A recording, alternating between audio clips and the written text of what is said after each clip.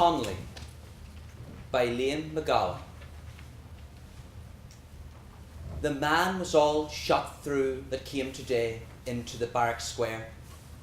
A soldier I am not proud to say we killed him there. They brought him from the prison hospital to see him in that chair. I thought to smile would far more quickly call a man to prayer. Maybe we cannot understand this thing that makes these rebels die, and yet all things love freedom and the spring clear in the sky.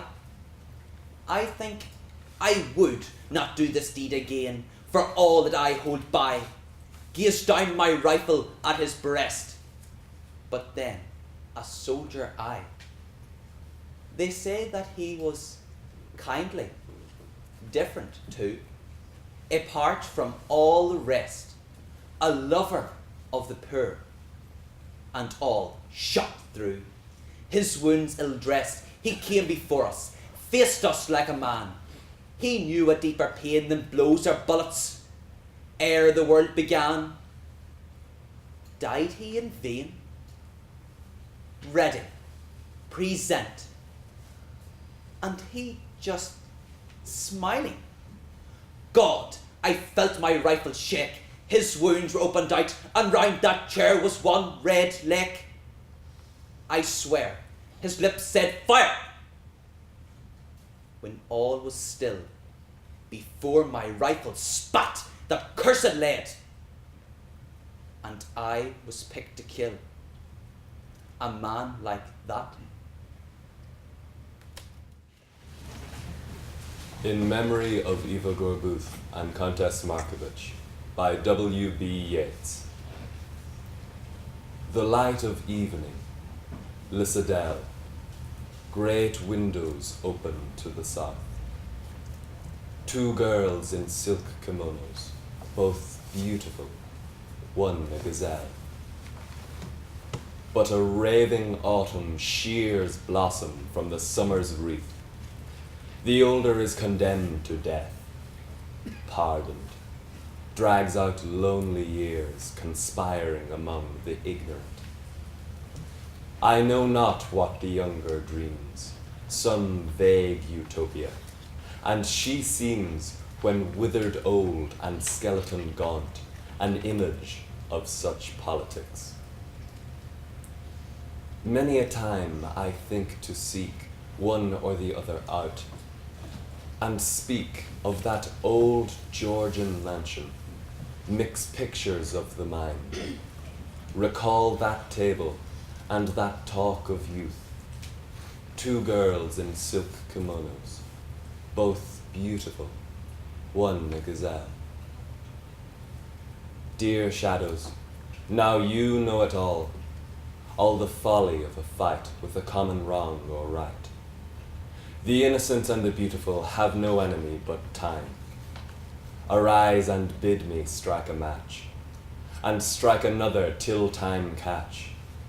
Should the conflagration climb, run till all the sages know, we the great gazebo built. They convicted us of guilt. Bid me strike a match, and blow. At Grass by Philip Larkin. The eye can hardly pick them out from the cold shade they shelter in, till wind distresses tail and mane. Then one crops grass and moves about, the other seeming to look on, and stands anonymous again. Yet 15 years ago, perhaps 24 distances suffice to fable them. Faint afternoons of cups and steaks and handicaps, whereby their names were artificed to inlay faded. Classic Junes. Silks at the start, against the sky numbers and parasols. Outside squadrons of empty cars, and heat, and littered grass. Then the long cry hanging, unhushed, till it subside to stop press columns on the street. Do memories plague their ears like flies? They shake their heads. Dusk brims the shadows. Summer by summer, all stole away. The starting gates, the crowds and cries, all but the unmolesting meadows. Almanacked, their names live. They have slipped their names and stand at ease, or gallop for what must be joy, and not a field glass sees them home, or curious stopwatch prophecies. Only the groom and groom's boy, with bridles, in the evening come. Down Aloud.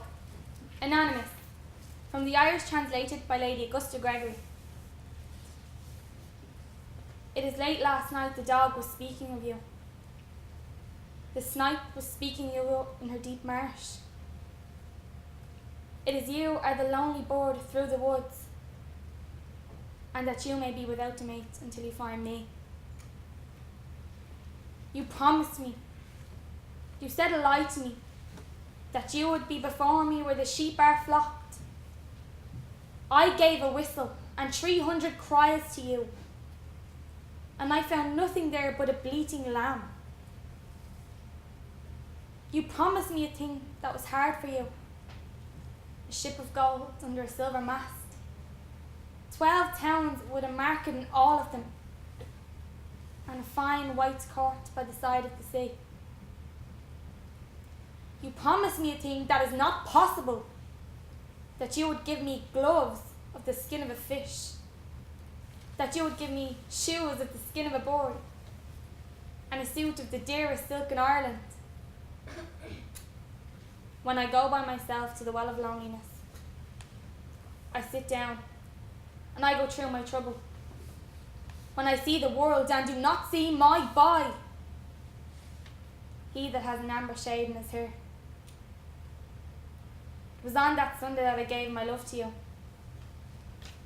The Sunday that is last before Easter Sunday.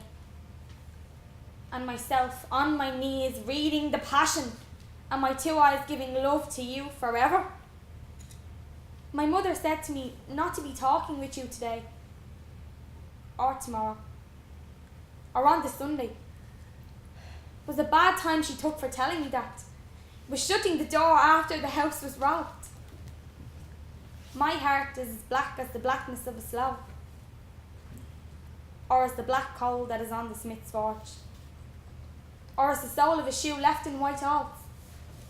It was you put that darkness over my life. You've taken the east from me. You've taken the west from me. You have taken what is before me and what is behind me. You have taken the moon.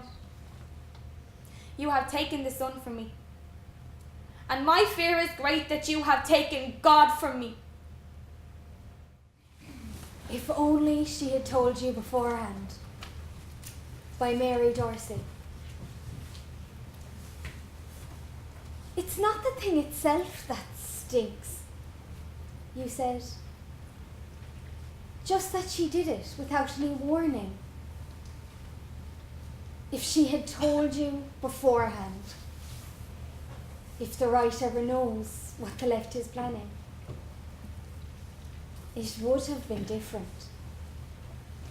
If she had trusted, confided, if she'd known enough to tell, would she have felt enough to do it? Even hinted. If she had taken the time, sat you down and explained the whole story, it would have been easy. Well prepared. You might have even laughed, kissed their cheeks, waved them off as they climbed the stairs to your bed. Well, maybe not quite. Flowers in their hair. But it would have been different. If only she had told you beforehand. The Woodlark by Jared Manley Hopkins. Tivo, chivo, chivio chi. Oh, where? What can that be? Weedio, there again. So tiny a trickle of song strain. And all round, not to be found, for briar, bough, furrow, or green ground, before or behind, or far or at hand, either left, either right, anywhere in the sunlight. Well, after all, but hark! I am the little woodlark. The skylark is my cousin, and he is known to men more than me. Round a ring, around a ring, and while I sail, must listen, I sing. Today the sky is 2 and 2, with white strokes and strains of the blue. The blue wheat acre is underneath, and the corn is corded, and shoulders its sheaf. The ear in milk lush the sash, and crushed silk poppies a flash. Blood gush, blade gash, flame rash, rud red, bud shelling or broad shed, tatter tangled and dingle a dangled, dandy hung, dainty head. And down the furrow dry, sun spurge and ox eye, and lace-leaved lovely foam tuft fumitory.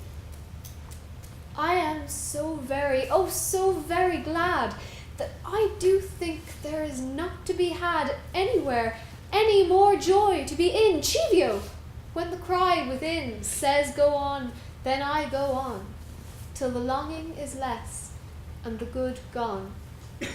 But down drop if it says stop, to the all a-leaf of the tree-top. And after that, off the bough, hover float to the hedge brow. Through the velvety wind, V-winged, where shake shadow is sun's eye ringed. To the nest's nook I balance and buoy, with a sweet joy of a sweet joy. Sweet of a sweet of a sweet joy, of a sweet joy. Prayer Before Birth by Louis MacNeice. I am not yet born. Oh, hear me. Let not the blood-sucking rat, or the bat, or the stoat, or the club-footed ghoul come near me. I am not yet born. Console me. I fear that the human race may with tall walls wall me, with strong drugs dope me, with wise lies lure me, on black racks rack me, in bloodbaths roll me. I am not yet born. Provide me with water to dandle me, grass to grow for me, trees to talk to me, sky to sing to me, birds, and a white light in the back of my mind to guide me. I am not yet born. Forgive me for the sins that in me the world shall commit. My thoughts when they think me, my words when they speak me, my treason engendered by traitors beyond me, my life when they murder by means of my hands, my death when they live me. I am not yet born. Rehearse me in the parts I must play and the cues I must take, when old men lecture me, bureaucrats hector me, mountains frown at me, lovers laugh at me, the white waves call me to folly, and the desert calls me to doom, and the beggar refuses my gift, and my children curse me. I am not yet born. Oh, hear me. Let not the man who is beast or who thinks he is God come near me. I am not yet born. Oh, fill me with strength against those who would freeze my humanity, would dragoon me into a lethal automaton, would make me a cog in a machine, a thing with one face. thing. And against all those who would dissipate my entirety, would blow me like thistledown, hither and thither, or hither and thither like water held in the hands would spill me. Let them not make me a stone, and let them not spill me. Otherwise, kill me. Buying Winkles by Paula Meehan. My mother would spare me sixpence and say, "Hurry up now, and don't be talking to strange men on the way." I dashed from the ghosts on the stairs where the bulb had blown, out into Gardner Street. All relief.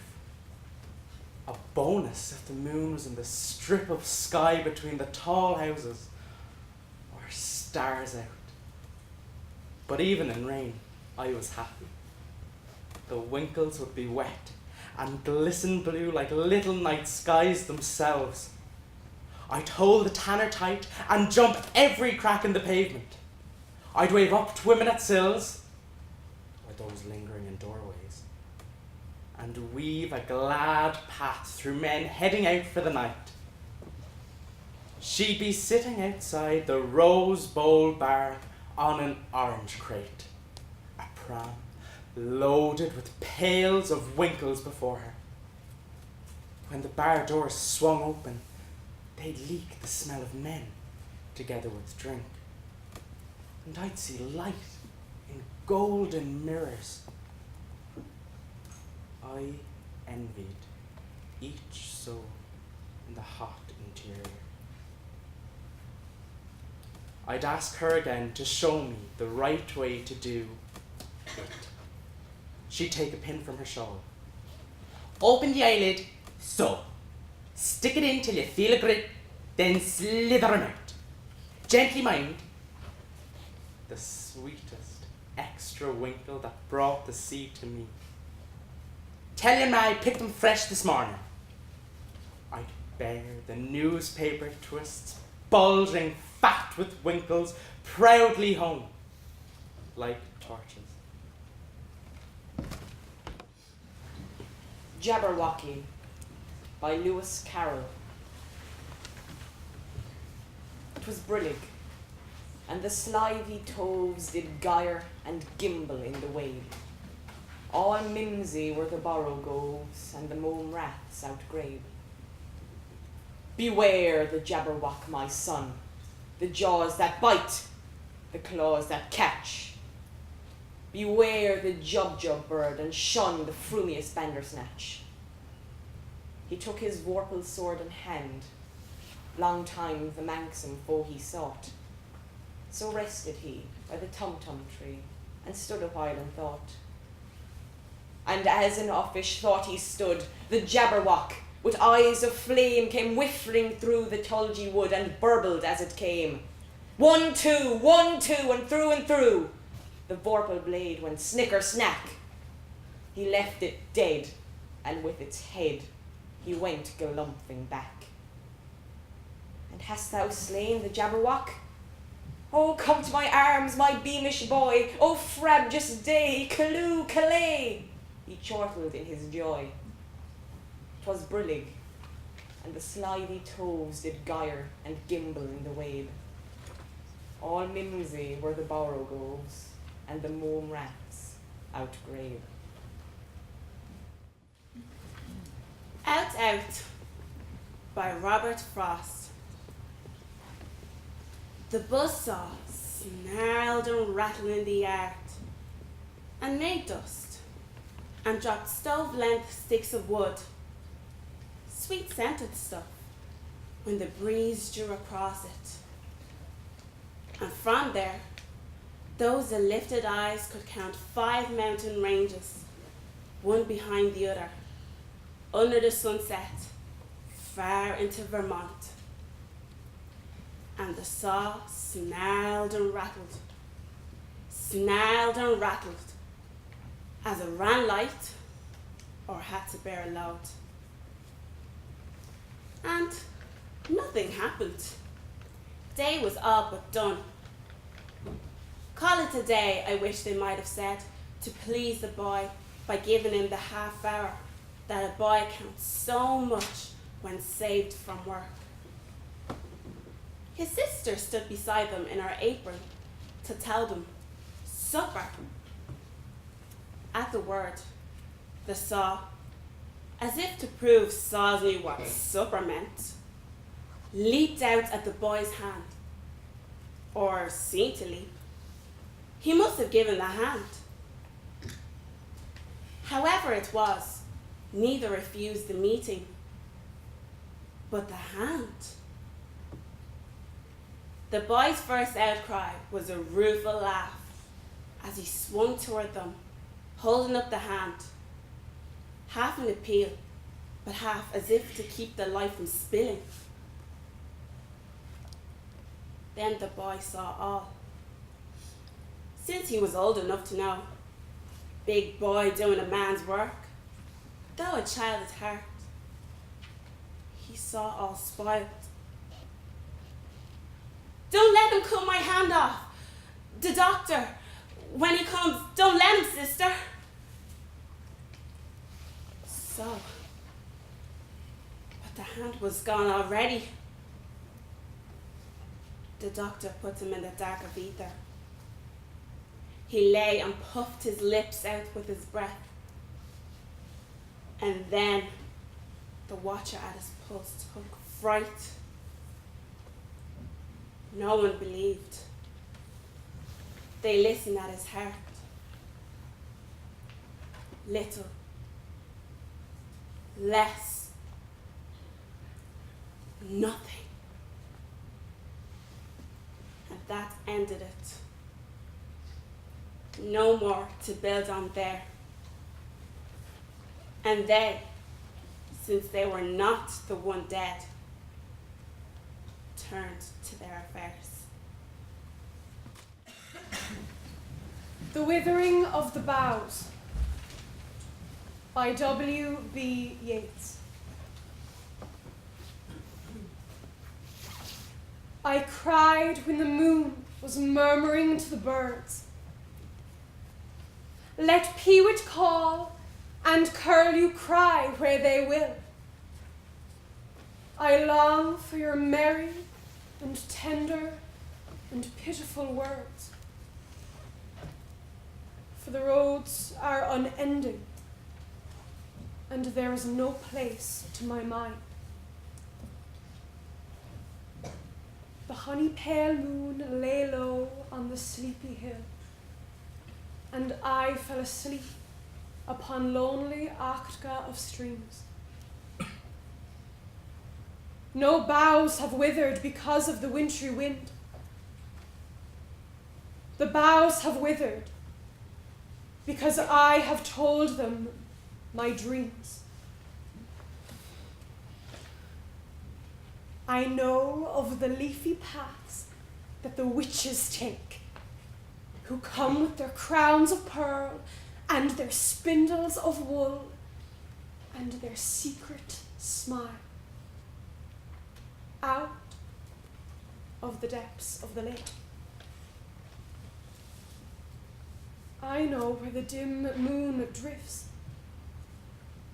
where the Dannenkind wind and unwind their dances when the light grows cool on the island lawns, their feet where the pale foam gleams.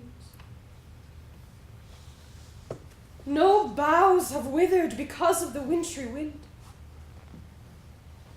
The boughs have withered because I have told them my dreams.